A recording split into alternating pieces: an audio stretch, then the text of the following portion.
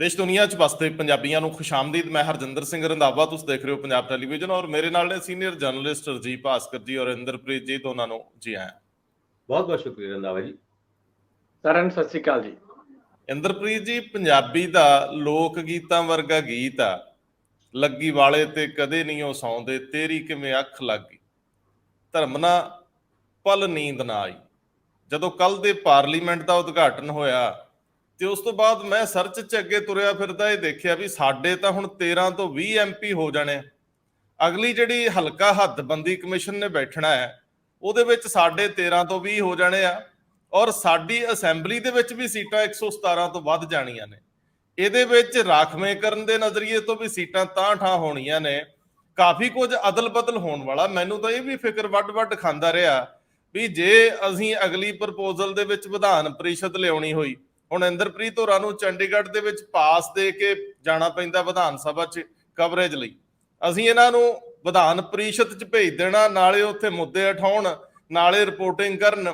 ਉੱਦਾਂ ਵੀ ਬਹੁਤ ਸਾਰੇ ਪੋਲੀਟੀਸ਼ੀਅਨ ਪੱਤਰਕਾਰਾਂ ਨੂੰ ਨੌਕ ਕਰਕੇ ਪੁੱਛਦੇ ਰਹਿੰਦੇ ਆ ਕੋਈ ਮੁੱਦਾ ਦੱਸੋ। ਸੋ ਆਪਾਂ ਇਹ ਸਾਰਾ ਕੁਝ ਸੋਚਦਿਆਂ ਇਸ ਫਿਕਰ 'ਚ ਰਾਤ ਲੰਘਾਈ ਵੀ ਆਪਾਂ ਅਗਲੀ ਵਿਧਾਨ ਸਭਾ ਕਿੱਥੇ ਬਣਾਉਣੀ ਜੇ ਇਹਦੇ 'ਚ ਬੈਠਣ ਦੀ ਵਿਵਸਥਾ ਨਾ ਹੋਈ 200 ਬੰਦੇ ਦੀ।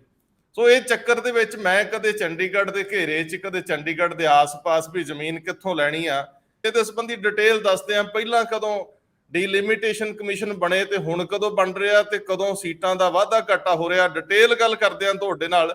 ਸਾਡੀ ਪਾਰਲੀਮੈਂਟ 'ਚ ਹੁਣ ਸੀਟਾਂ ਉਸੇ ਹਿਸਾਬ ਨਾਲ ਬਣਾ ਲੀਆਂ ਗਈਆਂ ਨੇ। ਉੱਥੇ ਤਾਂ ਫਿਕਰ ਨਹੀਂ, ਫਿਕਰ ਚੰਡੀਗੜ੍ਹ ਵਾਲਿਆਂ ਨੂੰ ਆ।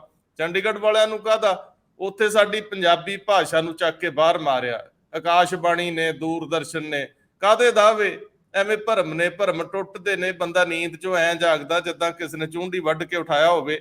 ਆਪਾਂ ਅੱਗੇ ਚੱਲਾਂਗੇ ਤਾਂ ਜਿਹੜੇ ਵਿਰੋਧੀ ਕੱਲ ਬਾਈਕਾਟ ਕਰਕੇ ਬੈਠੇ ਸੀ ਉਹ ਨਤੀਸ਼ ਨੇ ਸਾਰੇ ਸੱਦ ਲਏ। ਦੁਖੀ ਰੂਹਾਂ ਨੇ, ਪਤਾ ਨਹੀਂ ਪਾਰਟੀ ਦੇਣੀ ਆ ਕਿ ਕੋਈ ਸੱਫਬੰਦੀ ਕਰਨੀ ਆ। ਪਟਨਾ ਦੇ ਵਿੱਚ 13 ਨੂੰ ਸੱਦ ਲਏ, 12 ਜੂਨ ਨੂੰ ਸੱਦ ਲਿਆ ਜੀ। ਤੇ ਆਪਾਂ ਨਾਲ ਹੀ ਸੱਦਣ ਸਦਾਉਣ ਦੀ ਗੱਲ ਤੇ ਆਈਏ ਤੇ ਕਾਂਗਰਸ ਹਾਈ ਕਮਾਂਡ ਨੇ ਕਾਂਗਰਸੀਏ ਸੱਦ ਲਏ। ਉਹ ਕਹਿੰਦੇ ਅਸੀਂ ਕੇਜਰੀਵਾਲ ਨੂੰ ਉਨਾ ਚਿਰ ਟਾਈਮ ਨਹੀਂ ਦੇਣਾ ਜਦੋਂ ਸਾਡੀਆਂ ਆਂਦਰਾਂ ਜਿੰਨਾ ਚਿਰ ਠੰਡੀਆਂ ਨਹੀਂ ਹੁੰਦੀਆਂ। ਸਾਰਿਆਂ ਦੇ ਦੁੱਖ ਲੱਗੇ ਨੇ ਸੁਣਨ। ਉਧਰ ਅਕਾਲੀਆਂ ਨੇ ਮੌਕਾ ਜਿਹਾ ਵੇਖ ਕੇ ਆਪਣਾ ਰਾਹ ਖੋਲ ਲਿਆ। ਪਹਿਲਾਂ ਉਹਨਾਂ ਨੇ ਰਾਸ਼ਟਰਪਤੀ ਦੀ ਚੋਣ ਮੌਕੇ ਬਿਨਾਂ ਸੱਦਿਆਂ ਸਪੋਰਟ ਕਰਤੀ ਸੀ। ਨਹੀਂ ਦਿੱਤਾ ਸੀ ਸੱਦਾ ਉਹਨਾਂ ਨੂੰ। ਮੈਨੂੰ ਯਾਦ ਹੈ ਯੂਟੀ ਰੈਸਟ ਹਾਊਸ ਵਿੱਚ ਉਦੋਂ ਦੇ ਉਮੀਦਵਾਰ ਜਿਹੜੇ ਹੁਣ ਰਾਸ਼ਟਰਪਤੀ ਉਹਨਾਂ ਨੂੰ ਮਿਲਣ ਵੀ ਗਏ ਸੀ। ਤੇ ਭਾਸਕਰ ਸਾਹਿਬ, ਜਲੰਧਰ ਦੇ ਵਿੱਚ ਤੁਹਾਡੇ ਐਮਐਲਏ ਥੋੜੇ ਜਿਹੇ ਬੌਣੇ ਘਰ ਤੇ ਰਿੰਕੂ ਹੋਈ ਪਈ। ਇੱਕ ਅਖਬਾਰ ਦੀ ਖਬਰ ਨੇ ਇੰਜ ਤੇ ਇਸ਼ਾਰਾ ਕੀਤਾ। ਹੁਣ ਤੁਸੀਂ ਵਿੱਚ ਬੈਠੇ ਹੋ, ਦੱਸੋਗੇ ਕੁਝ ਨਾ ਕੁਝ। ਸੋ ਸਭ ਤੋਂ ਪਹਿਲਾਂ ਭਾਸਕਰ ਸਾਹਿਬ ਤੋਂ ਪੁੱਛਦੇ ਆ। ਭਾਸਕਰ ਸਾਹਿਬ, ਇੱਕ ਡਿਟੇਲ ਦਿਓ ਕਿ ਜਿਹੜਾ ਇਹ ਹੱਦਬੰਦੀ ਕਮਿਸ਼ਨ ਹੈ ਇਹ ਕਦੋਂ ਬੈਠਿਆ। ਵੈਸੇ ਡਿਟੇਲ ਬਹੁਤੀ ਨਾ ਦਿਓ, ਕਾਲੀ ਚਾਇਓ, ਤੇ ਹੁਣ ਕੀ ਹੋ ਰਿਹਾ। ਇੰਦਰਪ੍ਰੀਤ ਜੀ ਇਹਦੇ ਨਾਲ ਸੰਬੰਧਿਤ ਬਰੀਕੀਆਂ ਸ਼ੇਅਰ ਕਰਨਗੇ। ਸਾਡੇ 13 ਕੱਖ ਨਹੀਂ ਕਰ ਪਾਏ, ਹੁਣ 20 ਕੀ ਕਰਨਗੇ ਪਾਰਲੀਮੈਂਟ 'ਚ। ਇਹ ਮੁੱਦੇ ਵੱਖਰੇ ਨੇ, ਲੇਕਿਨ ਇਹ ਮੁੱਦਾ ਵੱਡਾ ਹੈ ਕਿ ਸਾਡੀ ਵਿਧਾਨ ਸਭਾ ਵੀ ਵੱਡੀ ਹੋਊਗੀ, ਸਾਡੀ ਹਲਕਾਬੰਦੀ ਦੇ ਵਿੱਚ ਰਾਖਵੇਂ ਹਲਕਿਆਂ ਦਾ ਵੀ ਅਦਲ ਬਦਲ ਹੋਊਗਾ। ਤੋਰੋ ਗੱਲ ਜਰਾ ਭਾਸਕਰ ਸਾਹਿਬ। ਜਿੱਥੇ ਤੱਕ ਗੱਲ ਡੀਲਿਮਿਟੇਸ਼ਨ ਦੀ ਹੈ, ਡੀਲਿਮਿਟੇਸ਼ਨ ਵੱਖ-ਵੱਖ ਸਮੇਂ ਤੇ ਹੁੰਦਾ ਹੈ। ਔਰ ਪਹਿਲੀ ਵਾਰ 1952 ਦੇ ਵਿੱਚ ਜਦ ਇਲੈਕਸ਼ਨ ਹੋਏ ਸੀਗੇ ਤੇ ਡੀਲਿਮਿਟੇਸ਼ਨ ਕਮਿਸ਼ਨ ਬੈਠਾ ਸੀਗਾ, ਉਸ ਟਾਈਮ ਸੀਟਾਂ ਹੁੰਦੀ ਸੀ 494। ਫਿਰ 1963 ਦੇ ਵਿੱਚ ਦੂਜਾ ਡੀਲਿਮਿਟੇਸ਼ਨ ਆਯੋਗ ਬੈਠਿਆ, ਉਹਨੇ ਸੀਟਾਂ ਵਧਾਈਆਂ ਤੇ 522 ਕਰਤੀ ਲੋਕ ਸਭਾ ਦੀ। ਉਸ ਤੋਂ ਬਾਅਦ 1973 ਦੇ ਵਿੱਚ ਇਹ ਸੀਟਾਂ ਵਧਾ ਕੇ 543 ਕਰਤੀ। ਇਹ ਜਨਸੰਖਿਆ ਦੇ ਆਧਾਰ ਦੇ ਉੱਤੇ ਸੀਟਾਂ ਦੀ ਡਿਸਾਈਡ ਹੁੰਦਾ ਕਿ ਕਿੰਨੀ ਲੋਕ ਸਭਾ ਦੇ ਵਿੱਚ ਹੁਣ ਰਿਪਰੈਜ਼ੈਂਟੇਸ਼ਨ ਹੋਣੀ ਚਾਹੀਦੀ ਔਰ ਕਿਸ ਏਰੀਆ ਦੀ। 2002 ਦੇ ਵਿੱਚ ਜਦ ਲਾਸਟ ਡੀਲਿਮਿਟੇਸ਼ਨ ਬੈਠਿਆ ਸੀਗਾ ਤੇ ਉਹਨਾਂ ਨੇ ਲੋਕ ਸਭਾ ਦੀ ਸੀਟਾਂ 543 ਹੀ ਰੱਖੀ ਸੀ ਜਿਹੜੀ ਪਹਿਲੇ ਸੀਗੀ। ਹੁਣ 2 ਕੁ ਸੀਟਾਂ ਵਧੀਆਂ ਹੋਈਆਂ, 545 ਦੀ ਗੱਲ ਚੱਲਦੀ ਹੈ। ਪਰ ਹੁਣ ਬੈਠੇਗਾ ਇਹ ਡੀਲਿਮਿਟੇਸ਼ਨ ਕਮਿਸ਼ਨ 2026 ਦੇ ਵਿੱਚ। ਭਾਸਕਰ ਸਾਹਿਬ, ਇੱਕ ਪਲ ਰੋਕ ਲਿਓ। ਇੱਕ ਇੰਦਰਪ੍ਰੀਤ ਦਾ ਨੁਕਤਾ ਮੈਨੂੰ ਬੜਾ ਸੋਹਣਾ ਲੱਗਿਆ, ਸ਼ੁਰੂ ਚ ਅੱਗੇ ਵਧਾ ਦਿੰਨੇ ਆ ਵੀ ਸਾਡੇ ਸਰਕਾਰਾਂ ਦਾ ਬਾਬਾ ਆਦਮ ਹੀ ਨਿਰਾਲਾ। ਇੱਕ ਪਾਸੇ ਤਾਂ ਇਹ ਕਹਿੰਦੇ ਆ ਕਿ ਅਸੀਂ ਆਬਾਦੀ ਰੋਕਣੀ ਹੈ, ਸਾਡਾ ਫਲੈਗਸ਼ਿਪ ਪ੍ਰੋਗਰਾਮ ਹੈ ਕਿ ਅਸੀਂ ਆਬਾਦੀ ਦਾ ਵਾਧਾ ਰੋਕਣਾ ਹੈ, ਇਹ ਸਾਡੇ ਵਿਕਾਸ ਵਿੱਚ ਰੁਕਾਵਟ ਬਣਦਾ ਹੈ। ਦੂਜੇ ਬੰਨੇ ਉਹਨਾਂ ਸਟੇਟਾਂ ਨੂੰ ਫਾਇਦਾ ਹੋਣ ਜਾ ਰਿਹਾ, ਉਹਨਾਂ ਦੀਆਂ ਪਾਰਲੀਮੈਂਟ ਦੀਆਂ ਸੀਟਾਂ ਵਧਣ ਜਾ ਰਹੀਆਂ, ਉਹਨਾਂ ਦੀ ਪਾਰਟਿਸਿਪੇਸ਼ਨ ਵਧਣ ਜਾ ਰਹੀ ਹੈ, ਜਿਨ੍ਹਾਂ ਨੇ ਇਸ ਫਲੈਗਸ਼ਿਪ ਪ੍ਰੋਗਰਾਮ ਨੂੰ ਮੰਨਿਆ ਹੀ ਨਹੀਂ, ਇਹਦੇ ਉਲਟ ਜਾ ਕੇ ਆਬਾਦੀ ਵਧਾਤੀ, ਜਿਨ੍ਹਾਂ ਕੋਈ ਕੰਮ ਨਹੀਂ ਕੀਤਾ ਕੇਂਦਰ ਦੀ ਅਪਰੋਚ ਦੇ ਨਾਲ। ਤੇ ਦੂਜੇ ਬੰਨੇ ਉਹ ਸਟੇਟਾਂ ਉਹ ਵਰਗੀਕਰਨ ਜਿਨ੍ਹਾਂ ਨੇ ਇਸ ਆਬਾਦੀ ਦੇ ਵਾਧੇ ਨੂੰ ਰੋਕਣ ਦੇ ਵਿੱਚ ਸਾਥ ਦਿੱਤਾ ਸਰਕਾਰ ਦਾ, ਉਹਨਾਂ ਦੀ ਨੁਮਾਇੰਦਗੀ ਘਟ ਜਾਣੀ ਆ। ਕਿਆ ਬਾਬਾ ਆਦਮ ਹੈ ਸਾਡੇ ਇਸ ਸਿਸਟਮ ਦਾ। ਮੈਨੂੰ ਇੱਥੋਂ ਇਹ ਵੀ ਗੱਲ ਨੂੰ ਅੱਗੇ ਵਧਾਵਾਂਗੇ। ਹੁਣ ਇੰਦਰ ਤੁਸੀਂ ਭਾਸਕਰ ਸਾਹਿਬ ਗੱਲ ਜਿਹੜਾ ਨਵਾਂ ਆਯੋਗ ਬਣਨਾ ਹੈ 26 ਦੇ ਵਿੱਚ, ਉਹਦੇ ਤੋਂ ਅੱਗੇ ਗੱਲ ਵਧਾਓ। ਕੱਲ ਪਾਰਲੀਮੈਂਟ ਦਾ ਉਦਘਾਟਨ ਹੋਇਆ, ਬਹੁਤ ਵੱਡਾ, ਬੜਾ ਸ਼ਾਨਦਾਰ। ਮੇਰੇ ਖਿਆਲ ਨਾਲ 1242 ਲੋਕ ਸਭਾ ਦੇ ਮੈਂਬਰ ਇਸ ਪੂਰੀ ਪਾਰਲੀਮੈਂਟ ਦੇ ਵਿੱਚ ਬਹਿ ਸਕਦੇ ਨੇ। ਔਰ ਅਗਲੀ ਜਿਹੜੀ ਡੀਲਿਮਿਟੇਸ਼ਨ ਦੀ ਰਿਪੋਰਟ ਆਉਣ ਤੋਂ ਬਾਅਦ, ਆਯੋਗ ਬੈਠਣ ਤੋਂ ਬਾਅਦ, ਸੀਟਾਂ ਲੋਕ ਸਭਾ ਦੀ ਹੋ ਸਕਦੀ ਹੈ 888, ਯਾਨੀ 888 ਜਿਹੜੀ ਪ੍ਰੈਜ਼ੈਂਟਲੀ ਹੈਗੀ ਹੈ 543। ਔਰ ਰਾਜ ਸਭਾ ਦੇ ਵਿੱਚ ਵੀ 384 ਸੀਟਾਂ ਹੋ ਸਕਦੀਆਂ, ਜਿਹੜੀ ਹੁਣੇ ਹੈਗੀਆਂ 245। ਔਰ ਕਈ ਸੂਬਿਆਂ ਦੇ ਵਿੱਚ ਤੇ ਸੀਟਾਂ ਇੰਨੀ ਕੁ ਵੱਧ ਜਾਣਗੀਆਂ, ਉੱਥੇ ਮੈਨੂੰ ਲੱਗਦਾ ਵੀ ਜਿੰਨੀ ਕੁ ਹੁਣੇ ਅਸੈਂਬਲੀ ਦੇ ਵਿੱਚ ਖੜੇ ਹੁੰਦੇ ਨੇ ਬੰਦੇ, ਉਹਨੇ ਕੁ ਲੋਕ ਸਭਾ ਦੇ ਵਿੱਚ ਕੈਂਡੀਡੇਟਸ ਹੋਣਗੇ। यूपी की गल करिए, यूपी हमेशा पार्लीमेंट के इलैक्शन लोक सभा के इलैक्शन लीड करता रहा है। उत्थे फिलहाल हैगी 80 सीटां और रंधावा जी वध के कितनी हो जानी है 143 सीटां हो जानी है यूपी दे विच। और आंध्र प्रदेश की गल करिए फिलहाल 25 सीटां हैगी आंध्र प्रदेश दे विच, यह वध के हो जानी है 35। तेलंगाना की गल करिए जिहड़े के चंद्रशेखर राव KCR जिन्हों कहते हैं वो बड़े एक्टिव होए ने आजकल आम आदमी पार्टी के नाल, उत्थे फिलहाल 17 सीटां हैगियां और यह वध के हो जानी है 28 सीटां। वैस्ट बंगाल ममता बनर्जी जिहड़ी एक तरीके नाल पूरी हुण अपोजिशन की जिहड़ी मुहिम चल रही है इकट्ठे होने की, उत्थे फिलहाल हैगी है 42 सीटां और यह वध के कितनी हो जानी है 73 सीटां। जिहड़ी यूपी दे विच 80 हुंदी सी हुण 73 सीटां वैस्ट बंगाल ते हो जानी है।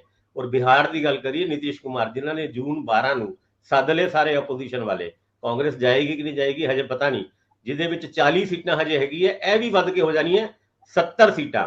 मध्य प्रदेश कमलनाथ जिहड़े खता खा गए सीगे बीजेपी के हाथी च जब उन्होंने एक राइवल कह लो जिहड़े सिंधिया साहब उन्होंने बीजेपी का दामन थाम लिया सीगा, उत्थे भी 29 तो वध के 51 सीटां हो जानी है। करनाटका जिथे हुणे हुणे इलैक्शन होए ने 25 लोक सभा की सीटां हैगी उत्थे 48 हो जानी है। तमिलनाडु 39 सीटां तो वध के 58 हो जानी है। गुजरात जिथे 26 सीटां हुणे हैगी 44 हो जानी है। हरियाणा साडा गवांढी सूबा जिथे 10 सीटां हैगी 17 हो जानी है। और पंजाब जिथे हजे फिलहाल 13 सीटां हैगी है वो हो जानी है 20 सीटां। लोक सभा अगर 2029 दे विच नवी डीलिमिटेशन कमीशन के हिसाब नाल अगर इलैक्शन होए तो पंजाब विचों 20 MP ते लोक सभा दे विच जाणगे।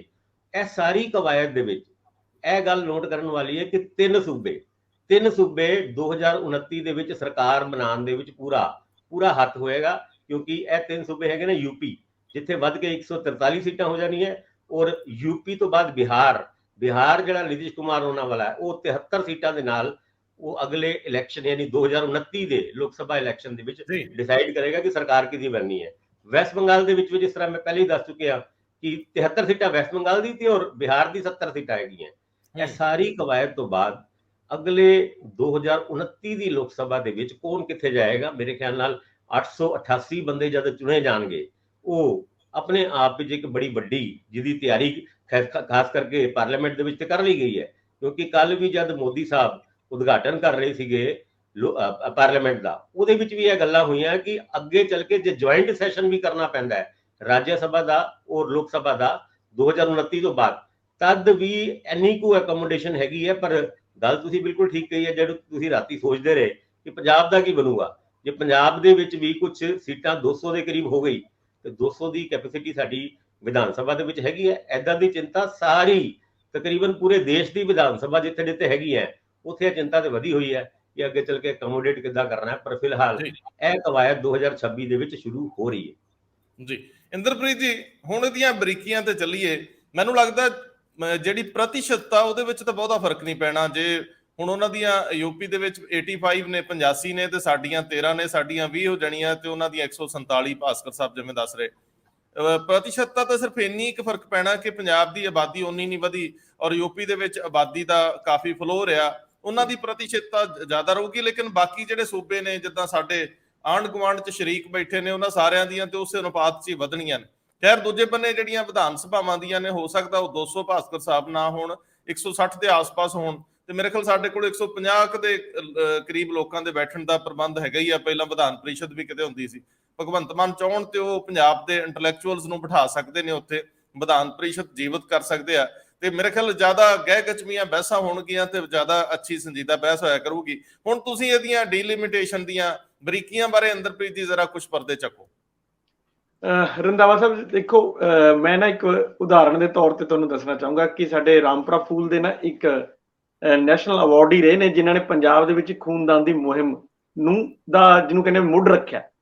ਹਜ਼ਾਰੀ ਲਾਲ ਬਾਂਸਲ ਉਹਨਾਂ ਨੇ ਇੱਕ ਵਾਰੀ ਪੂਰੇ ਪਾਰਲੀਮੈਂਟ ਦੇ ਮੈਂਬਰਾਂ ਨੂੰ 543 ਲੋਕ ਸਭਾ ਤੇ 233 ਜਿਹੜੇ ਆਪਣੇ ਰਾਜ ਸਭਾ ਦੇ ਹੈ ਉਹਨਾਂ ਨੂੰ ਇੱਕ ਲੈਟਰ ਲਿਖਿਆ ਕਿ ਉਹਨਾਂ ਦਾ ਜਨਸੰਖਿਆ ਦੀ ਜਿਹੜਾ ਵਾਧਾ ਹੋ ਰਿਹਾ ਹੈ ਇਹਦੇ ਉੱਤੇ ਕੀ ਮਤਲਬ ਵਿਚਾਰ ਹੈ ਤੇ ਉਹਨਾਂ ਨੇ ਹੁਣ ਤੱਕ ਇਸ ਇਸ਼ੂ ਦੇ ਉੱਤੇ ਕਿੰਨੀ ਵਾਰ ਪਾਰਲੀਮੈਂਟ 'ਚ ਬੋਲਿਆ ਤੇ ਕੀ ਬੋਲਿਆ। ਤੇ ਤੁਹਾਨੂੰ ਬਹੁਤ ਹੈਰਾਨੀ ਹੋਊਗੀ ਕਿ ਸਿਰਫ 2 ਮੈਂਬਰ ਪਾਰਲੀਮੈਂਟ ਸੋਮਨਾਥ ਚੈਟਰਜੀ ਔਰ ਜਾਰਜ ਫਰਨਾਂਡਿਸ ਇਹਨਾਂ ਨੇ ਸਿਰਫ ਜਵਾਬ ਦਿੱਤਾ ਕਿ ਅਸੀਂ ਇਸ ਇਸ਼ੂ ਤੇ ਬਹੁਤ ਗੰਭੀਰ ਹਾਂ ਔਰ ਔਰ ਜਿੰਨਾ ਟਾਈਮ ਉਹਨਾਂ ਨੇ ਚੱਕੇ ਉਹ ਉਹਨਾਂ ਦੀ ਡਿਟੇਲ ਵੀ ਉਹਨਾਂ ਨੂੰ ਦਿੱਤੀ ਵੀ ਆਹ ਟਾਈਮ 'ਚ ਅਸੀਂ ਇਸ ਇਸ਼ੂ ਤੇ ਬੋਲੇ ਵੀ। ਤੁਸੀਂ ਦੇਖੋ ਅਸੀਂ ਗੱਲ ਕਰਦੇ ਹਾਂ ਕਿ ਡੀਲਿਮਿਟੇਸ਼ਨਸ ਦੀ 1952 ਤੋਂ ਜਦੋਂ ਦਾ ਸ਼ੁਰੂ ਹੋਇਆ ਉਸ ਤੋਂ ਲੈ ਕੇ ਉਦੋਂ ਠੀਕ ਹੈ ਕਿ ਸਾਡੀ ਆਬਾਦੀ ਇੱਕ ਇੰਨੀ ਨਹੀਂ ਸੀ ਜਿੰਨੀ ਹੁਣ ਤਾਂ ਅਸੀਂ 3 ਗੁਣਾ ਤੋਂ ਉੱਤੇ ਚਲੇ ਗਏ। ਉਸ ਤੋਂ ਉਦੋਂ ਸੰਭਵ ਸੀ ਵੀ ਚਲੋ ਅਸੀਂ ਆਹ ਫਾਰਮੂਲਾ ਰੱਖ ਲਈਏ ਆਬਾਦੀ ਦਾ ਕਿ ਜਿਨ੍ਹਾਂ ਦੀ ਆਬਾਦੀ ਜ਼ਿਆਦਾ ਉਹਨਾਂ ਨੂੰ ਥੋੜੀ ਰਿਪਰੈਜ਼ੈਂਟੇਸ਼ਨ ਵੀ ਜ਼ਿਆਦਾ ਦਿਓ। ਪਰ ਜਦੋਂ ਅਸੀਂ ਜਾ ਕੇ ਇਹ ਪ੍ਰੋਗਰਾਮ ਫਲੈਗਸ਼ਿਪ ਪ੍ਰੋਗਰਾਮ ਲੈ ਕੇ ਆਏ ਸੀਗੇ ਇੰਦਰਾ ਗਾਂਧੀ ਵੇਲੇ ਕਿ ਅਸੀਂ ਛੋਟਾ ਪਰਿਵਾਰ ਸੁਖੀ ਪਰਿਵਾਰ ਰੱਖਣਾ ਹੈ, ਮਤਲਬ 2 ਤੋਂ ਵੱਧ ਬੱਚੇ ਨਹੀਂ ਹੋਣੇ ਚਾਹੀਦੇ, ਉਦੋਂ ਸਾਰਾ ਫਲੈਗਸ਼ਿਪ ਪ੍ਰੋਗਰਾਮ ਇਹ ਪੂਰੇ ਕੰਟਰੀ 'ਚ ਲਾਗੂ ਹੋਇਆ ਸੀ। ਮਤਲਬ ਸਖਤੀਆਂ ਵੀ ਹੋਈਆਂ ਨਸਬੰਦੀ ਨੂੰ ਲੈ ਕੇ।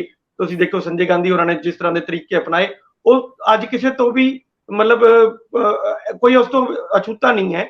ਪਰ ਸਵਾਲ ਇਹ ਹੈ ਕਿ ਜਦੋਂ ਅਸੀਂ ਉਸ ਤਰ੍ਹਾਂ ਦੇ ਪ੍ਰੋਗਰਾਮ ਚਲਾਉਂਦੇ ਆ ਤੇ ਦੂਜੇ ਪਾਸੇ ਜਦੋਂ ਸੀਟਾਂ ਦਿੰਦੇ ਆ ਉਹ ਉਹਨਾਂ ਨੂੰ ਦਿੰਦੇ ਆ ਜਿਨ੍ਹਾਂ ਦੀ ਆਬਾਦੀ ਜ਼ਿਆਦਾ ਵਧੀ ਹੈ ਤਾਂ ਫਿਰ ਤਾਂ ਉਹਨਾਂ ਨੂੰ ਰਿਵਾਰਡ ਹੋ ਗਿਆ। ਮਤਲਬ ਇਹਦਾ ਮਤਲਬ ਤੁਹਾਡਾ ਫਲੈਗਸ਼ਿਪ ਪ੍ਰੋਗਰਾਮ ਜਿਨ੍ਹਾਂ ਨੇ ਆਨਰ ਹੀ ਨਹੀਂ ਕੀਤਾ ਤੁਸੀਂ ਉਹਨਾਂ ਨੂੰ ਅਗਰ ਵਧਾਈ ਜਾਓਗੇ ਤਾਂ ਫਿਰ ਮੈਨੂੰ ਲੱਗਦਾ ਕਿ ਇਹ ਇੱਕ ਸਹੀ ਤਰੀਕੇ ਨਾਲ ਹੀ ਹੋਗਾ। ਕੱਲ ਨੂੰ ਕੋਈ ਵੀ ਸਟੇਟ ਜਿਹੜੀ ਹੈਗੀ ਹੈ ਉਹ ਇਸੇ ਤਰ੍ਹਾਂ ਹੀ ਸੋਚੇਗੀ ਕਿ ਜਿਵੇਂ ਜਿਹਦੀ ਆਬਾਦੀ ਜ਼ਿਆਦਾ ਉਹਨੂੰ ਸੀਟਾਂ ਜ਼ਿਆਦਾ। ਹੁਣ ਦੇਖੋ ਅਸੀਂ ਜਦੋਂ ਕਈ ਵਾਰੀ ਸਾਡੇ ਜਥੇਦਾਰ ਸਾਹਿਬ ਨੇ ਵੀ ਇੱਕ ਵਾਰੀ ਕਹਿਤਾ ਸੀਗਾ ਵੀ ਸਿੱਖਾਂ ਨੂੰ ਵੀ 5-5 6-6 ਬੱਚੇ ਪੈਦਾ ਕਰਨੇ ਚਾਹੀਦੇ ਨੇ। ਕਈ ਵਾਰੀ ਮੁਸਲਮਾਨ ਤਾਂ ਕਹਿੰਦੇ ਹੀ, ਉਹਨਾਂ ਦੇ ਤਾਂ ਹੈ ਹੀ ਹੈ, ਹਿੰਦੂਆਂ ਦੇ ਵੀ ਕਈ ਏਦਾਂ ਦੇ ਹੈਗੇ ਨੇ ਨੇਤਾ, ਉਹ ਵੀ ਜਿਹੜੇ ਮਤਲਬ ਕੱਟਰਵਾਦੀ ਹੈਗੇ ਨੇ ਉਹ ਵੀ ਇਹੀ ਕਹਿ ਦਿੰਦੇ ਨੇ।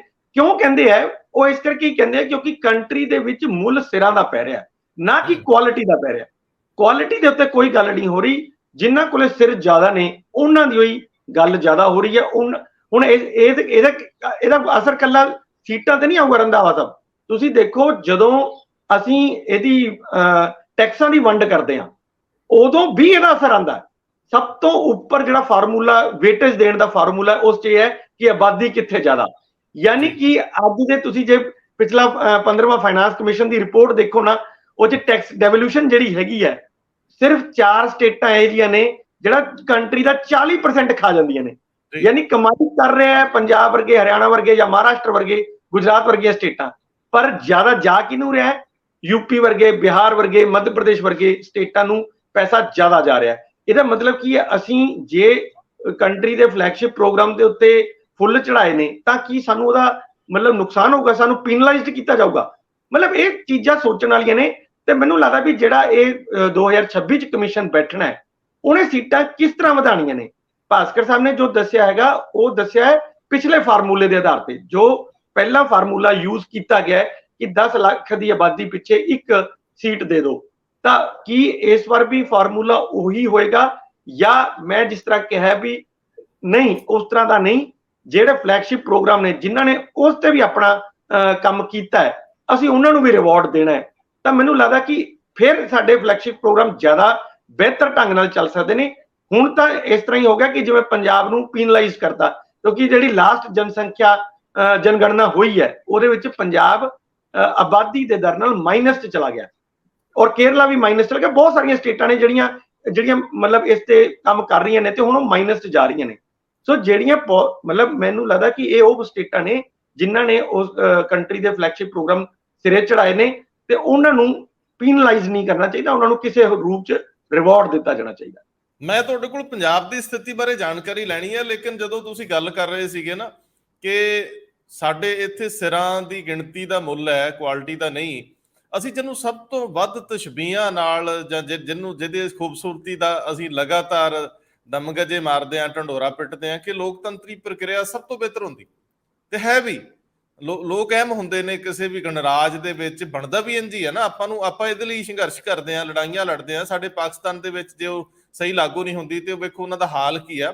ਮਤਲਬ ਖੂਬਸੂਰਤ ਕੰਸੈਪਟ ਆ, ਕੰਸੈਪਚੁਅਲਾਈਜ਼ ਇਹਨੂੰ ਕਿਵੇਂ ਕੀਤਾ ਜਾਂਦਾ ਇਹ ਵੱਖਰੀ ਗੱਲ ਆ, ਪਰ ਉਹ ਗੱਲ ਠੀਕ ਆ ਵੀ ਇਹਦੇ ਵਿੱਚ ਫਿਰ ਉਹੀ 49 ਸਿਆਣਿਆਂ ਦੀ ਬਜਾਏ ਕਦੇ ਕਦੇ 51 ਕਮਲੇ ਜਿਹੜੇ ਆ ਉਹ ਜ਼ਿਆਦਾ ਭਾਰੀ ਪੈ ਜਾਂਦੇ ਆ।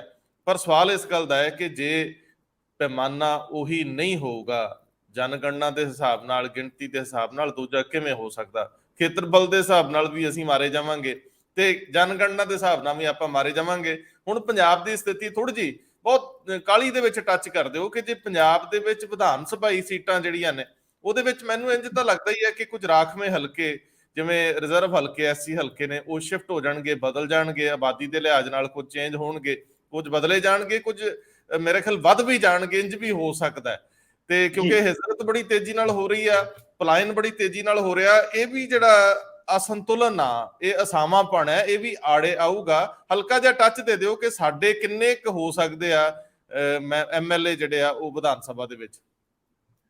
ਰੰਧਾਵਾ, ਜਿਹੜਾ ਫਾਰਮੂਲਾ ਮਤਲਬ ਆਪਾਂ ਪਾਰਲੀਮੈਂਟ ਤੇ 10 ਲੱਖ ਦਾ ਕਰਦੇ ਹੈਗੇ ਆ, ਤੇ ਜਿਹੜੀ ਆਪਣੀ ਵਿਧਾਨ ਸਭਾ ਹੈਗੀ ਆ ਮੇਰੇ ਖਿਆਲ ਉਹਦੇ ਚ ਇੰਨਾ ਨਹੀਂ ਆ, ਉਹਦੇ ਚ ਸ਼ਾਇਦ 1.5 ਲੱਖ ਦੇ ਕਰੀਬ ਕਰੀਬ ਚੱਲਦਾ ਹੈ। ਤਾਂ ਜੇ ਉਹੀ ਫਾਰਮੂਲਾ ਲੱਗਦਾ ਫਿਰ ਆਪਾਂ 150 ਦੇ ਆਸ-ਪਾਸ ਪਹੁੰਚ ਜਾਵਾਂਗੇ ਜੀ। ਸੀਟਾਂ 150 ਸਾਡੇ ਕੋਲ 150 ਸੀਟਾਂ ਤੇ ਆਪਣੀ ਵਿਧਾਨ ਸਭਾ ਜੇ ਹੈਗੀਆਂ ਕਿ ਮੈਂ ਐਵੇਂ ਫालतू ਸੁਪਨੇ ਲੈਂਦਾ ਰਹਿ ਗਿਆ। ਹਾਂ, ਕਿਉਂਕਿ ਜਿਹੜੀ ਵਿਧਾਨ ਸਭਾ ਹੈਗੀ ਹੈ ਉਹ ਚ ਪਹਿਲਾਂ ਵਿਧਾਨ ਪਰਿਸ਼ਦ ਵੀ ਸੀ ਜਿਹੜੀ ਹੁਣ ਅਲੱਗ ਹੋ ਗਈ ਹੈ, ਤਾਂ ਲੇਕਿਨ ਜਿਹੜੀ ਸਾਡੀਆਂ ਵਿਧਾਨ ਸਭਾ ਦੀ ਸੀਟਾਂ ਹੈਗੀਆਂ ਨੇ ਉਹ ਹਜੇ ਵੀ ਕਾਫੀ ਜ਼ਿਆਦਾ ਹੈਗੀਆਂ ਨੇ, ਖਾਲੀ ਰਹਿੰਦੀਆਂ ਨੇ।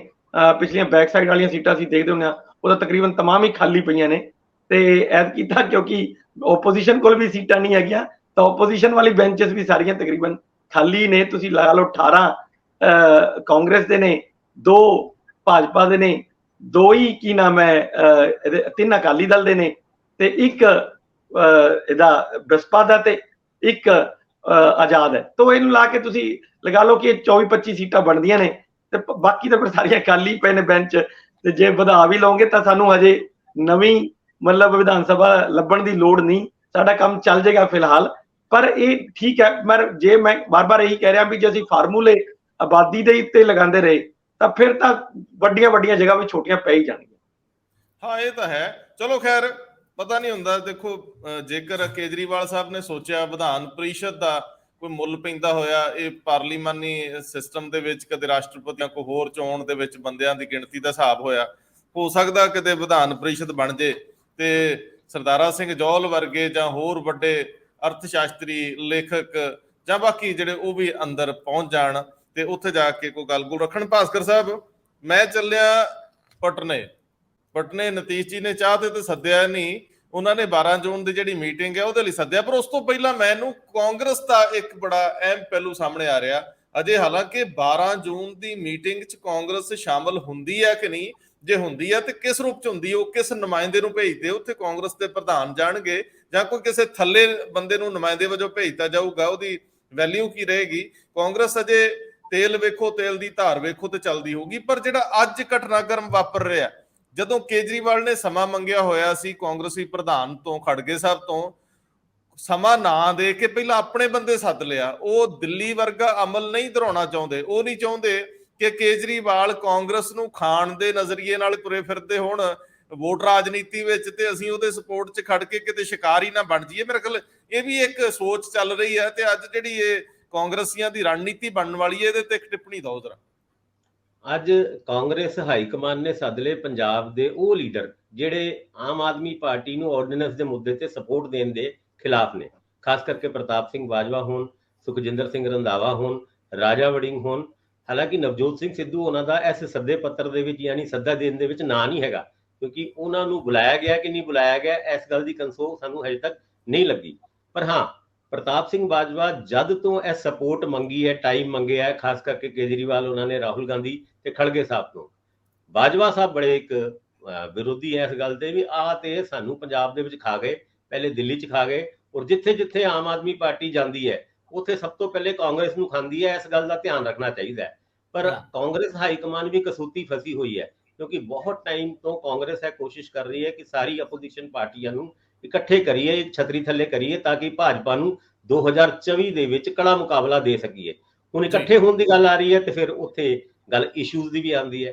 ਆਰਡੀਨੈਂਸ ਦੇ ਮੁੱਦੇ ਦੇ ਉੱਤੇ ਜੇ ਆਮ ਆਦਮੀ ਪਾਰਟੀ ਦੀ ਸਪੋਰਟ ਨਹੀਂ ਕਰਦੀ ਕਾਂਗਰਸ, ਤੇ ਅੱਗੇ ਚੱਲ ਕੇ ਆਪੋਜੀਸ਼ਨ ਦੀ ਯੂਨਿਟੀ ਬਣਦੀ ਹੈ ਜਾਂ ਨਹੀਂ ਬਣਦੀ ਹੈ, ਉਹਦੇ ਉੱਤੇ ਵੀ ਇੱਕ ਪ੍ਰਸ਼ਨ ਚਿੰਨ੍ਹ ਹੈਗਾ। ਨਾਲ ਦੇ ਨਾਲ ਜੇ ਸਪੋਰਟ ਕਰਦੀ ਹੈ ਤੇ ਫਿਰ ਬਾਜਵਾ ਸਾਹਿਬ ਜਾਂ ਪੰਜਾਬ, ਕਰਨਾਟਕ ਜਾਂ ਹੋਰ ਸੂਬਿਆਂ ਦੇ ਉਹ ਲੀਡਰ ਜਿਹੜੇ ਆਮ ਆਦਮੀ ਪਾਰਟੀ ਦੇ ਬਾਰੇ ਚ ਇਹ ਗੱਲ ਕਹਿੰਦੇ ਨੇ ਕਿ ਇਹ ਬੀ ਟੀਮ ਹੈਗੀ ਹੈ ਬੀਜੇਪੀ ਦੀ, ਕਾਰਨ ਕਿ ਕਾਂਗਰਸ ਉਹਨਾਂ ਸੂਬਿਆਂ ਦੇ ਵਿੱਚ ਖਤਮ ਕਰਤੀ ਆਮ ਆਦਮੀ ਪਾਰਟੀ ਨੇ ਜਿੱਥੇ ਕਦੀ ਕਾਂਗਰਸ ਦੀ ਤੂਤੀ ਬੋਲਦੀ ਸੀ, ਖਾਸ ਕਰਕੇ ਦਿੱਲੀ 15 ਸਾਲ ਲਗਾਤਾਰ ਸ਼ੀਲਾ ਦੀਕਸ਼ਿਤ ਦਾ ਰਾਜ ਰਿਹਾ।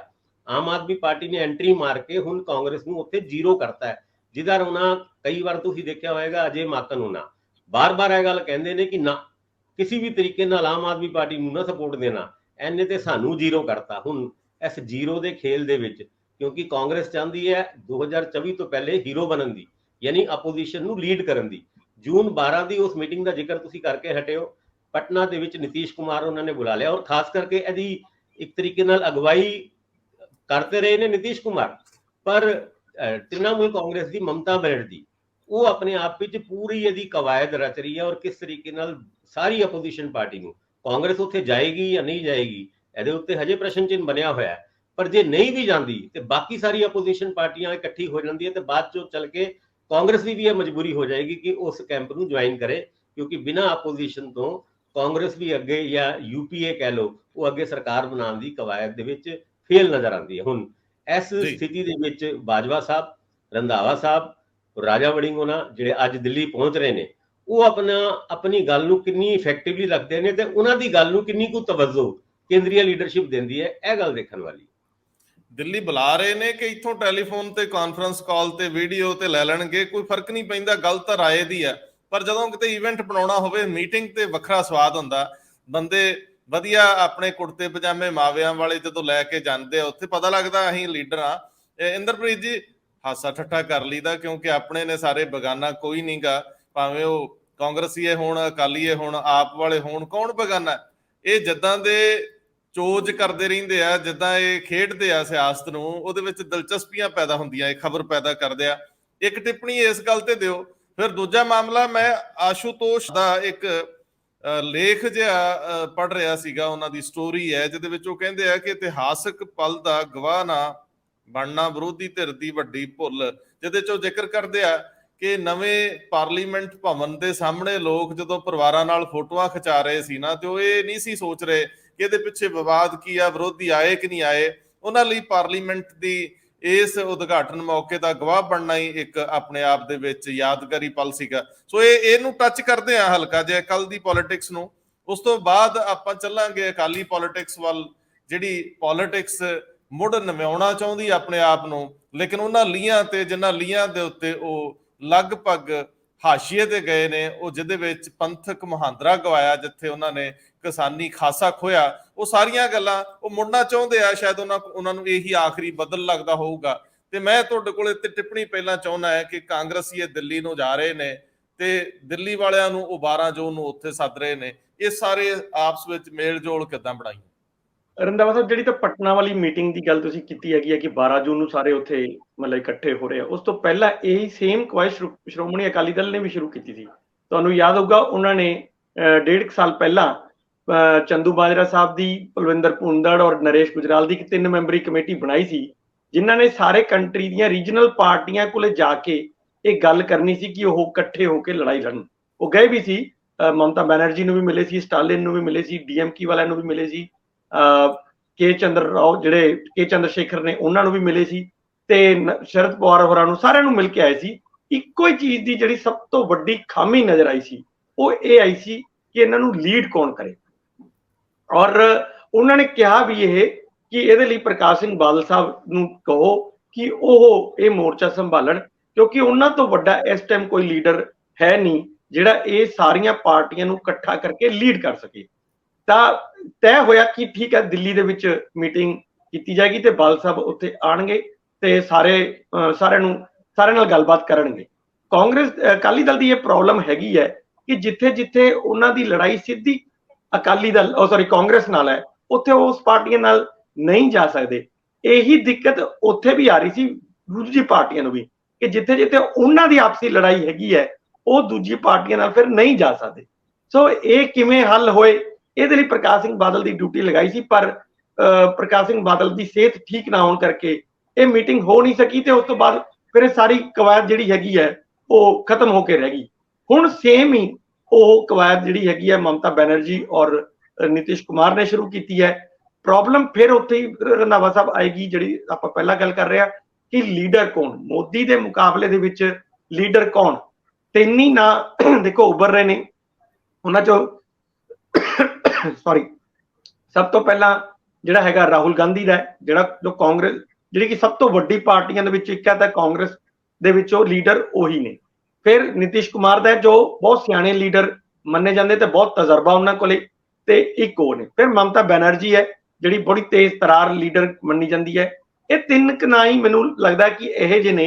ਨਹੀਂ, ਇਹਦੇ ਚ ਮਮਤਾ ਬੈਨਰਜੀ ਤੋਂ ਪਹਿਲਾਂ ਕੇਜਰੀਵਾਲ ਦਾ ਨਾਂ ਤੁਹਾਨੂੰ ਰੱਖਣਾ ਪਊਗਾ, ਭਾਵੇਂ ਉਹ ਸੈਲਫ ਇੰਪੋਜ਼ ਕਰ ਰਹੇ ਆ, ਭਾਵੇਂ ਉਹ ਆਪਣੇ ਆਪ ਨੂੰ ਪੇਸ਼ ਕਰ ਰਹੇ ਆ, ਪਰ ਕਿਉਂਕਿ ਉਹ ਹਿੰਦੀ ਭਾਸ਼ੀ ਨੇ ਔਰ ਉਹ ਮਮਤਾ ਬੈਨਰਜੀ ਦੇ ਮੁਕਾਬਲੇ ਬਹੁਤਿਆਂ ਨੂੰ ਨੌਕ ਵੀ ਕਰ ਰਹੇ ਆ। ਮੈਨੂੰ ਲੱਗਦਾ ਹੈ ਕਿ ਕੇਜਰੀਵਾਲ ਤੀਜਾ ਨਾਮ, ਚੌਥਾ ਨਾਮ ਮਮਤਾ ਹੈ। ਨਤੀਸ਼ ਸਭ ਦੀ ਸਹਿਮਤੀ ਵਾਲਾ ਨਾਂ ਇੱਕ ਅੱਗੇ ਜਾ ਕੇ ਹੋ ਸਕਦਾ, ਕਿਉਂਕਿ ਪੁਰਾਣੇ ਰਾਈਵਲ ਰਹੇ ਨੇ ਪ੍ਰਧਾਨ ਮੰਤਰੀ ਨਰਿੰਦਰ ਮੋਦੀ ਦੇ, ਉਹ ਇੱਕ ਸ਼ਰੀਕ ਵਾਂਗ ਵਿਚਰੇ ਨੇ। ਇਹ ਪਹਿਲੂ ਬਹੁਤ ਆ। ਇੱਕ ਤੁਸੀਂ ਹੋਰ ਛੋਟੀ ਜਿਹੀ ਗੱਲ ਕਰ ਗਏ ਸੀ ਕਿ ਅਕਾਲੀ ਦਲ ਜਿੱਥੇ ਜਿੱਥੇ ਵੀ ਆ ਉਹਨੂੰ ਮੁਸ਼ਕਲ ਹੈ, ਜਿਵੇਂ ਕਾਂਗਰਸ ਨਾਲ ਨਹੀਂ, ਅਕਾਲੀ ਦਲ ਨਹੀਂ, ਕਾਂਗਰਸ ਜਿੱਥੇ ਜਿੱਥੇ ਵੀ ਆ ਉਹਦਾ ਖੇਤਰੀ ਪਾਰਟੀਆਂ ਨਾਲ ਵਿਰੋਧ ਆ, ਜਿੱਥੇ ਉਹ ਸਿੱਧੇ ਟੱਕਰ 'ਚ ਹੈ। ਅਕਾਲੀ ਦਲ ਤਾਂ ਸਿਰਫ ਪੰਜਾਬ 'ਚ ਹੀ ਆ ਜੀ। ਹੁਣ ਅੱਗੇ ਤੋਂ ਮੈਂ ਇਹ ਗੱਲ ਕਰ ਰਿਹਾ ਸੀ ਵੀ ਜਿਸ ਤਰ੍ਹਾਂ ਦੀ ਪ੍ਰੋਬਲਮ ਅਕਾਲੀ ਦਲ ਨੂੰ ਪੰਜਾਬ 'ਚ ਹੈ, ਸੇਮ ਹੀ ਦੂਜੇ ਦਲਾਂ ਨੂੰ ਵੀ ਆਪਣੇ ਰਾਈਵਲ ਜਿਹੜੇ ਹੈਗੇ ਨੇ ਉੱਥੇ, ਅਗਰ ਉਹ ਮੰਨ ਲਓ ਉੱਥੇ ਲੜਾਈ ਕਰ ਰਹੇ ਆ ਤੇ ਦਿੱਲੀ 'ਚ ਇਕੱਠਾ ਹੋਣਾ ਚਾਹੁੰਦੇ ਆ, ਉਹਨਾਂ ਲਈ ਵੀ ਇਹ ਚੀਜ਼ਾਂ ਫਿਰ ਮੁਸ਼ਕਿਲ ਹੋ ਜਾਂਦੀਆਂ ਇਕੱਠੇ ਹੋਣਾ।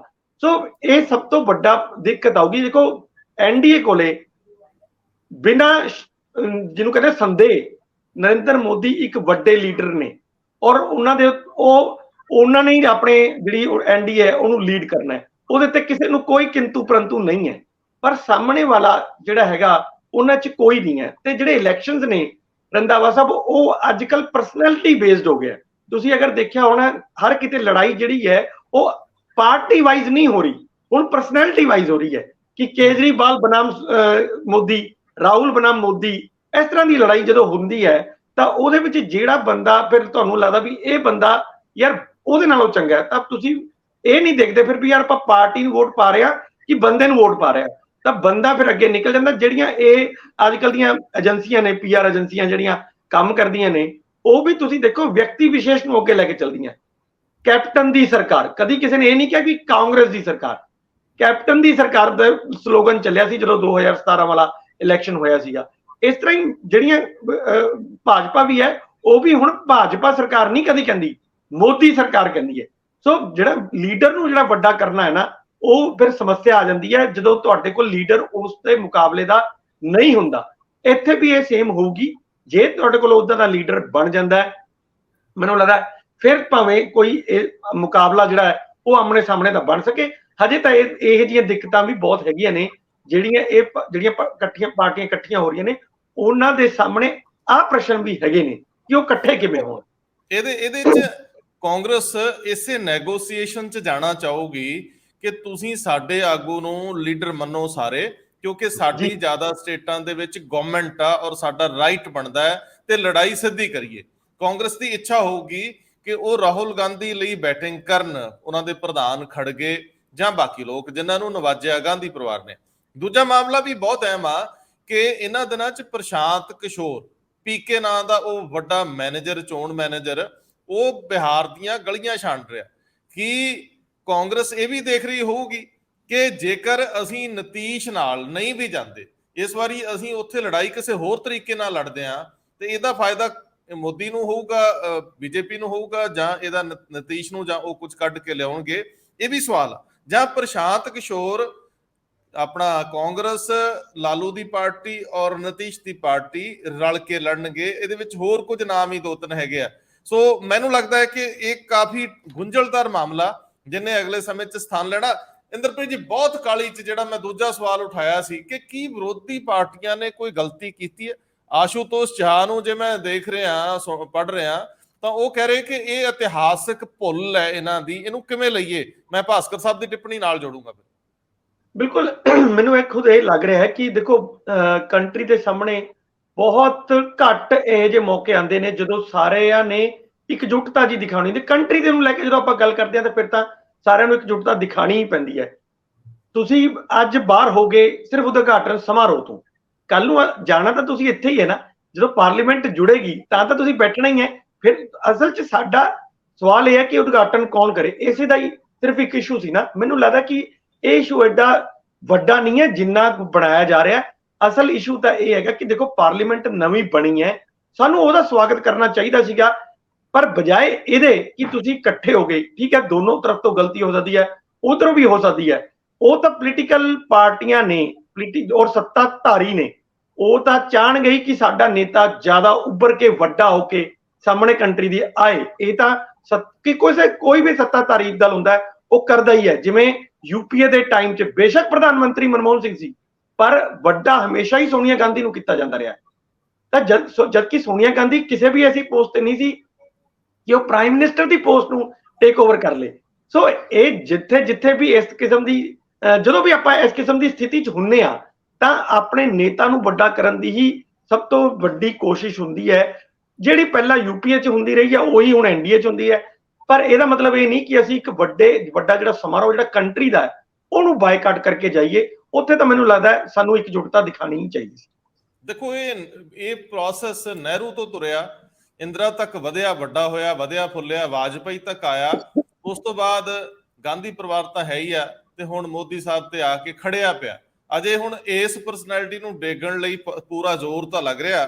ਹੁਣ ਵੇਖਣਾ ਹੋਊਗਾ ਕਿ ਉੱਠ ਕਿਸ ਕਰਵਟ ਪੈਂਦਾ। ਭਾਸਕਰ ਸਾਹਿਬ, ਇੱਕ ਛੋਟੀ ਜਿਹੀ ਟਿੱਪਣੀ ਸਾਰੇ ਮਾਮਲਿਆਂ 'ਚ ਦਿਓ ਤੇ ਫਿਰ ਅੱਗੇ ਵੱਧਦੇ ਆ ਕਿ ਅਕਾਲੀ ਦਲ ਮੁੜ ਕੇ ਉੱਥੋਂ ਦਮ ਭਾਲਦਾ ਜਿੱਥੇ ਉਹ ਬੇਦਮ ਹੋਇਆ ਸੀ। ਕੀ ਕਹਿੰਦੇ?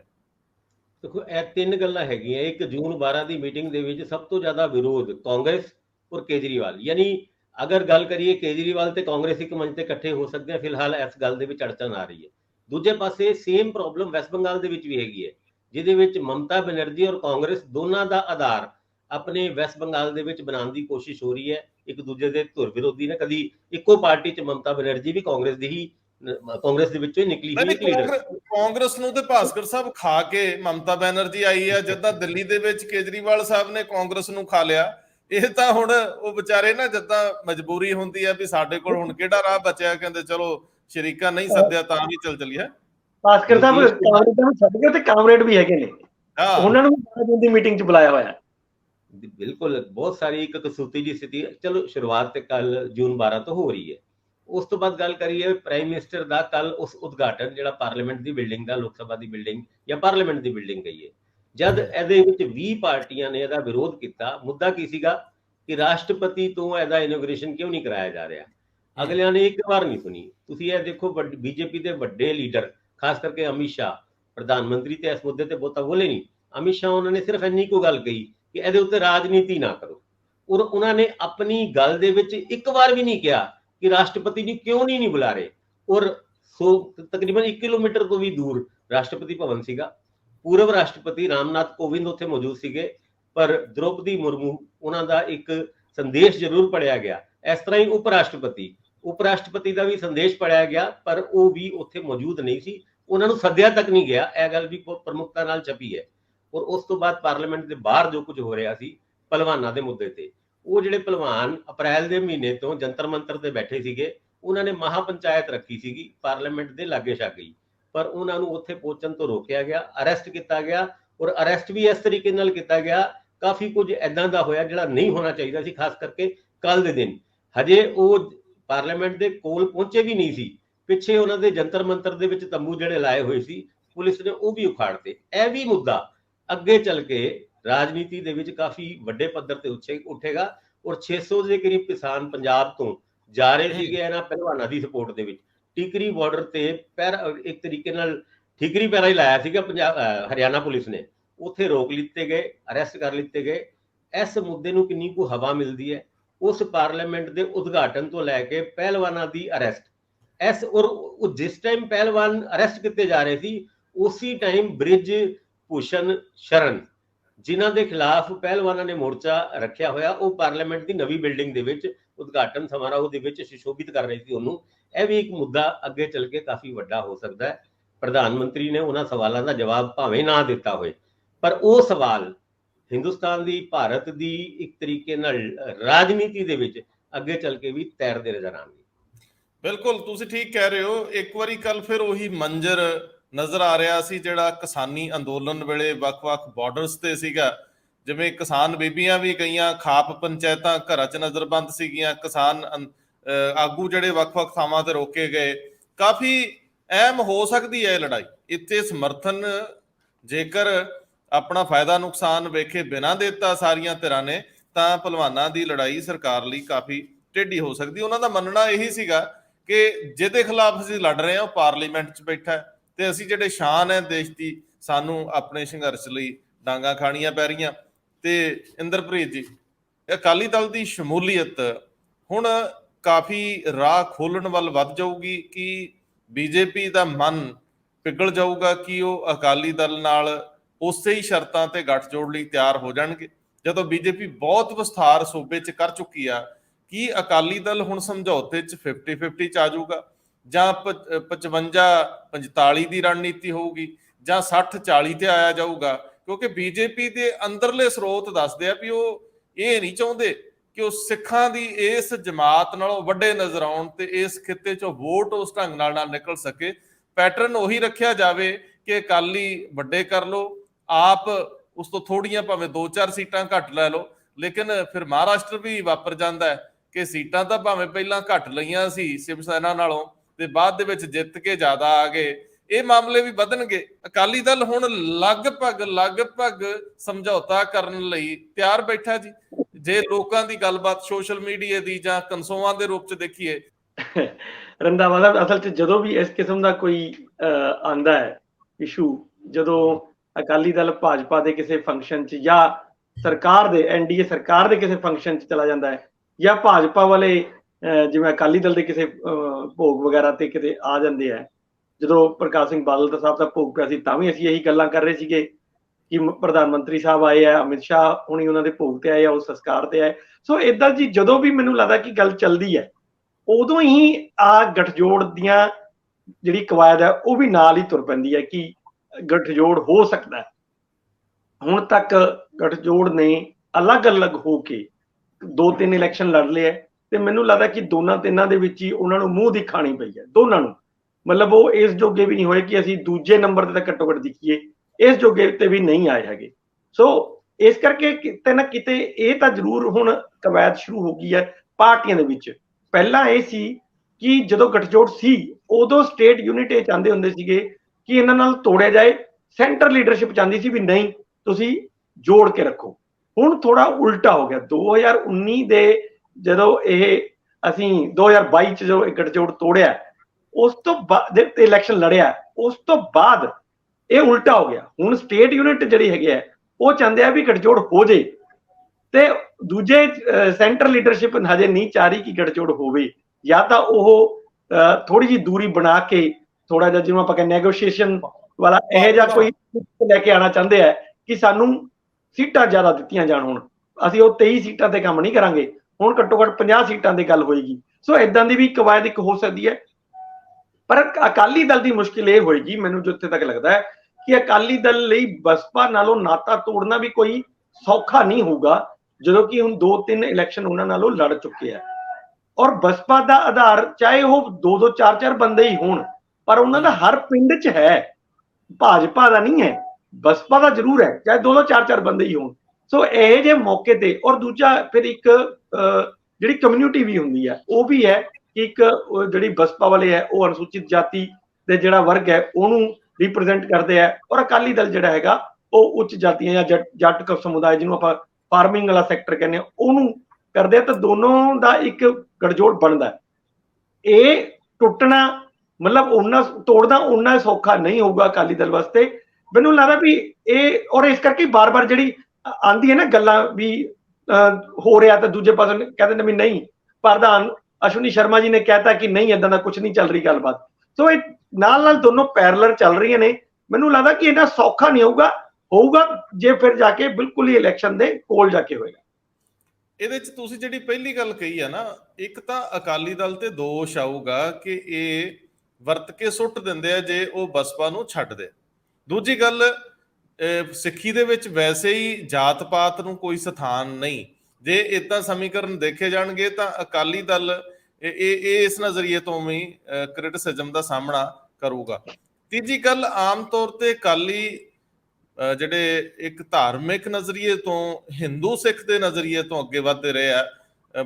ਬੀਜੇਪੀ ਤੇ ਅਕਾਲੀ ਇੱਕੋ ਤਰ੍ਹਾਂ ਦੀ ਜਮਾਤ ਨੂੰ ਰਿਪਰੈਜ਼ੈਂਟ ਕਰ ਰਹੇ ਸੀਗੇ, ਧਰਮ ਆਧਾਰਿਤ ਸਾਰੀ ਰਾਜਨੀਤੀ ਸੀਗੀ, ਉਹਦੇ ਵਿੱਚ ਸਫਲਤਾ ਬਹੁਤ ਹੱਦ ਤੱਕ ਮਿਲਦੀ ਰਹੀ ਆ। ਲੇਕਿਨ ਕੀ ਹੁਣ ਜਦੋਂ ਪੰਜਾਬ ਦੀ ਰਾਜਨੀਤੀ ਬਿਲਕੁਲ ਹੀ ਨਵੇਂ ਤਰੀਕੇ ਨਾਲ ਅੱਗੇ ਵਧ ਰਹੀ ਹੈ, ਹੁਣ ਅਜੇ ਕਾਂਗਰਸ ਜਾਂ ਅਕਾਲੀ ਦਲ ਜਾਂ ਕੋਈ ਹੋਰ ਇਹ ਨਹੀਂ ਕਹਿ ਸਕਦਾ ਵੀ ਕਿਹਨੂੰ ਕਿੱਥੋਂ ਸਮਰਥਨ ਮਿਲਣਾ।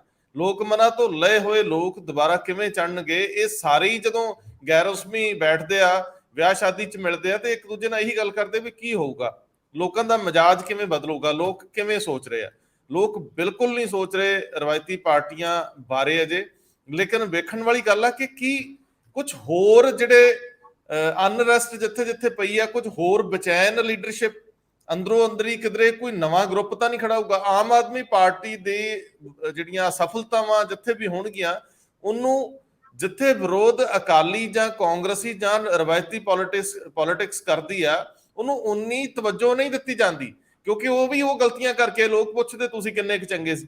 ਸੋ ਉਹਦਾ ਵਿਰੋਧ ਕਰਨ ਲਈ ਕਿਸੇ ਨਵੀਂ ਧਾਰਾ ਦਾ ਬਹਿਣਾ ਕੋਈ ਵੱਡੀ ਗੱਲ ਨਹੀਂ। ਪੰਜਾਬ ਦੇ ਵਿੱਚ ਹੋ ਜਾਂਦਾ ਹੁੰਦਾ, ਕੁਝ ਵੀ ਨਵੇਂ ਐਕਸਪੈਰੀਮੈਂਟ ਹੁੰਦੇ ਰਹਿੰਦੇ ਆ। ਸੋ ਭਾਸਕਰ ਸਾਹਿਬ, ਇਸ ਮੌਕੇ ਦੇ ਉੱਤੇ ਬੀਜੇਪੀ ਬਹੁਤ ਫੂਕ ਕੇ ਕਦਮ ਰੱਖ ਰਹੀ ਹੈ, ਇੰਜ ਲੱਗ ਰਿਹਾ। ਔਰ ਅਕਾਲੀ ਦਲ ਦੀ ਅੰਦਰਲੀ ਲੀਡਰਸ਼ਿਪ ਦੇ ਮਨ 'ਚ ਜ਼ਰੂਰ ਹੈ ਕਿ ਅਸੀਂ ਪੁਰਾਣੇ ਤਜਰਬੇ ਨਾਲ ਚੱਲੀਏ ਤਾਂ ਫਿਰ ਸਾਨੂੰ ਹਾਸਲ ਹੋ ਸਕਦਾ। ਔਰ ਸਾਰੀ ਦੀ ਸਾਰੀ ਕਵਾਇਦ ਦਾ ਏਜੰਡਾ 24 ਦੀ ਇਲੈਕਸ਼ਨ ਨਾਲ ਇੱਕ ਹਲਕੀ ਟਿੱਪਣੀ। ਹੁਣੇ ਇੰਦਰਪ੍ਰੀਤ ਉਹਨਾਂ ਨੇ ਕਿਹਾ ਕਿ ਬਸਪਾ ਦੇ ਨਾਲ ਅਕਾਲੀ ਦਲ ਦਾ ਅਲਾਈਅੰਸ ਤੋੜਨਾ ਬੜਾ ਮੁਸ਼ਕਿਲ ਹੋਏਗਾ। ਉਹ ਯਾਦ ਕਰੋ 1996 ਜਦ ਬਸਪਾ ਦੇ ਨਾਲ ਅਕਾਲੀ ਦਲ ਦਾ ਅਲਾਈਅੰਸ ਚੜ੍ਹਦੀ ਕਲਾ ਤੇ ਸੀਗਾ ਔਰ ਵਾਧੂ ਲੋਕ ਸਭਾ ਦੀ ਸੀਟਾਂ ਅਲਾਈਅੰਸ ਨੇ ਜਿੱਤੀ ਸੀ, ਉਸ ਤੋਂ ਬਾਵਜੂਦ ਬੀਜੇਪੀ ਦੇ ਨਾਲ ਅਲਾਈਅੰਸ ਕੀਤਾ ਸੀਗਾ ਅਕਾਲੀ ਦਲ ਨੇ। ਉਹ ਅਲਾਈਅੰਸ ਤੋੜ ਕੇ ਅੱਜ ਤੇ ਬੀਐਸਪੀ ਦੇ ਨਾਲ ਅਲਾਈਅੰਸ ਤੋਂ ਅਕਾਲੀ ਦਲ ਨੂੰ ਵੀ ਕੋਈ ਬਹੁਤਾ ਫਾਇਦਾ ਨਜ਼ਰ ਹੁੰਦਾ ਨਹੀਂ ਆ ਰਿਹਾ, ਕਿਉਂਕਿ ਲੋਕ ਸਭਾ ਇਲੈਕਸ਼ਨ ਦੇ ਵਿੱਚ ਜਿਹੜੀ ਜਿਮਨੀ ਚੋਣਾਂ ਹੋਈ ਸੀਗੀ ਉਹਦੇ ਵਿੱਚ ਭਾਵੇਂ ਤੀਜੇ ਨੰਬਰ ਤੇ ਆ ਗਿਆ, ਪਰ ਵੋਟਾਂ ਕਿੰਨੀ ਮਿਲੀ? 1,58,000 ਦੇ ਕਰੀਬ ਹੋਈ। ਯਾਨੀ ਅੱਗੇ ਚੱਲ ਕੇ ਹੁਣ ਸ਼ਰੀਕ ਦੇ ਵਿਆਹ ਦੇ ਵਿੱਚ ਤੁਸੀਂ ਸ਼ਾਮਲ ਹੋ ਕੇ ਐ ਤੇ ਤੁਸੀਂ ਚਾਹਤ ਆਪਣੀ ਦਿਖਾਤੀ ਕਿ ਵੀ ਜੋ ਵੀ ਹੈ ਵੀ ਬੀਜੇਪੀ ਦੀ ਹੈ। ਜਿਹੜਾ ਕੱਲ ਉਦਘਾਟਨ ਹੋਇਆ ਪਾਰਲੀਮੈਂਟ ਦੇ ਵਿੱਚ, ਉੱਥੇ ਸੁਖਬੀਰ ਸਿੰਘ ਬਾਦਲ ਔਰ ਉਹਨਾਂ ਦੀ ਧਰਮ ਪਤਨੀ ਦੋਨੋਂ ਐਮਪੀ ਹੈਗੇ ਨੇ, ਉੱਥੇ ਗਏ।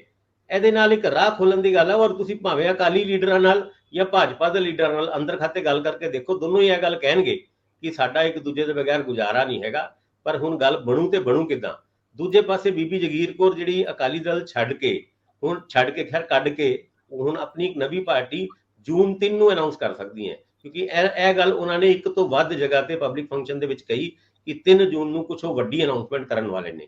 ਇਹ ਸਾਰੀ ਗੱਲਾਂ ਦੇ ਵਿੱਚ ਅਲਾਈਅੰਸ ਦੀ ਗੱਲਾਂ, ਇੱਕ ਦੂਜੇ ਦੇ ਫੰਕਸ਼ਨ ਦੇ ਵਿੱਚ ਦੁੱਖ ਸੁੱਖ ਦੇ ਵਿੱਚ ਜਦ ਅਕਾਲੀ ਭਾਜਪਾ ਆਗੂ ਇੱਕ ਦੂਜੇ ਦੇ ਦੁੱਖ ਸੁੱਖ ਜਾਂਦੇ ਨੇ ਤੇ ਅਲਾਈਅੰਸ ਦੀ ਗੱਲਾਂ ਤੁਰ ਪੈਂਦੀ ਹੈ।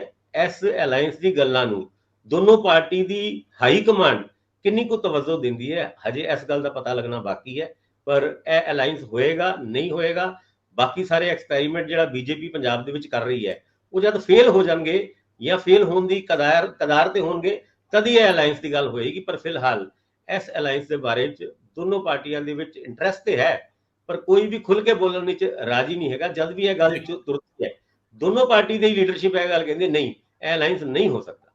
ਜੀ, ਬੀਬੀ ਜਗੀਰ ਕੌਰ ਦਾ ਜਿਹੜਾ ਤੁਸੀਂ ਜ਼ਿਕਰ ਕਰ ਰਹੇ ਹੋ ਅਨਾਉਂਸਮੈਂਟ ਦਾ 3 ਤਰੀਕ ਨੂੰ, ਉਹ ਨਰੋਲ ਫੋਕਸ ਰਹੂਗੀ ਅਕਾਲੀ ਦਲ ਨੂੰ ਸ਼੍ਰੋਮਣੀ ਕਮੇਟੀ ਚੋਣਾਂ 'ਚ ਟੱਕਰ ਦੇਣ ਲਈ। ਬੀਬੀ ਜਗੀਰ ਕੌਰ ਦਾ ਕਾਰਜ ਖੇਤਰ ਧਾਰਮਿਕ ਹੈ ਔਰ ਵੱਡੀ ਗੱਲ ਨਹੀਂ ਕਿ ਉਹਨਾਂ ਨੂੰ ਖਾਸਾ ਸਮਰਥਨ ਧਾਰਮਿਕ ਚੋਣ ਲਈ ਮਿਲੇ। ਔਰ ਜਿੰਨੇ ਵੀ ਹਲਕੇ ਪੰਜਾਬ ਦੇ ਸ਼੍ਰੋਮਣੀ ਕਮੇਟੀ ਦੇ ਵਿੱਚ ਹੈਗੇ ਨੇ, ਉਹਨਾਂ ਸਾਰਿਆਂ 'ਚ ਕੈਂਡੀਡੇਟ ਬੀਬੀ ਨੂੰ ਮਿਲ ਜਾਣ ਔਰ ਉਹਨਾਂ ਲਈ ਇਸ, ਕਿਉਂਕਿ ਬਹੁਤ ਚਿਰ ਹੋ ਗਿਆ ਸ਼੍ਰੋਮਣੀ ਕਮੇਟੀ ਦੀ ਚੋਣ ਨਹੀਂ ਹੋਈ ਔਰ ਚੋਣ ਕਰਾਉਣ ਲਈ ਅਕਾਲੀ ਦਲ ਤੋਂ ਬਿਨਾਂ ਕਿਸੇ ਦੀ ਕੋਈ ਤਿਆਰੀ ਵੀ ਹੈ ਨਹੀਂ। ਇਸ ਕਰਕੇ ਮੈਨੂੰ ਲੱਗਦਾ ਹੈ ਕਿ ਜੇਕਰ ਇਸ ਖੇਤਰ ਦੇ ਵਿੱਚ ਕੋਈ ਵਿਅਕਤੀ ਲੱਕ ਬੰਨ ਕੇ ਚੱਲਦਾ ਹੈ, ਇੱਥੇ ਸਫਲਤਾ ਅਸਫਲਤਾ ਅਪਾਰਟ ਪਾਸੇ ਰੱਖ ਲਓ, ਲੇਕਿਨ ਉਹਨੂੰ ਕਾਫੀ ਹੱਦ ਤੱਕ ਸਮਰਥਨ ਮਿਲ ਸਕਦਾ ਔਰ ਉਹਦੀ ਸਿਆਸਤ ਅੱਗੇ ਵੱਧ ਸਕਦੀ ਹੈ, ਕਿਉਂਕਿ ਇਹ ਇਲੈਕਸ਼ਨ ਲਗਭਗ ਡਿਊ ਹੈ, ਹੋਣ ਵਾਲੀ ਹੈ। ਇਹਨੂੰ ਇਸੇ ਕਰਕੇ ਨਹੀਂ ਕਰਾਇਆ ਜਾ ਰਿਹਾ, ਫਾਇਦੇ ਨੁਕਸਾਨ ਜਮਾ ਘਟਾਓ ਕੀ ਹੋਊਗਾ। ਬਹੁਤ ਮਿਹਰਬਾਨੀ, ਬਹੁਤ ਧੰਨਵਾਦ। ਧੰਨਵਾਦ ਜੀ।